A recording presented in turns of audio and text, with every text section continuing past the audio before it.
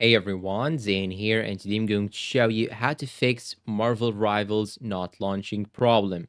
Now, this problem is not caused by a specific reason. So in this video, I'll show you multiple methods. You can try any one of them and work with you. And if you try one of them and didn't work, just jump into the next method. Now, the first method is to simply go and open your Steam, then go to library. And don't worry, this method will work with any other game. So it is not necessary just for Marvel Rivals only. So now let's say that this one is Marvel Rivals. You should just right click on it, then click on properties, go to general. Then what you should do right now is simple click here, then type here minus D3D11, and this will launch the game on DirectX 11. Then try to launch the game, or you can simply type minus D3D12 instead of 11, then try to launch the game. And that was the first method. The second method is to simply uncheck this option right here, turn it off, then try to launch the game. If you still have the problem, go to installed files, verify the integrity of game files, because sometimes the game might have some missing files and that's why it is not launching. So try to click on this option. It will take a couple of minutes in order to repair your game and re-download the missing files. Now let's say that you still actually have the problem. Now we should go to the game files itself. So here in my case, I will go to installed files again, then click on browse. Then now we should go and open the folder that has the game application itself. So here, as you can see, I have this game application. Just right click on it, then click on properties. Then here you have the compatibility option. Just tap on it and make sure that you uncheck this box right here. Then check these two boxes and click on apply, then try to launch it again. And if you still have the problem, try to check this box. If you already have it unchecked, then choose Windows 8 or Windows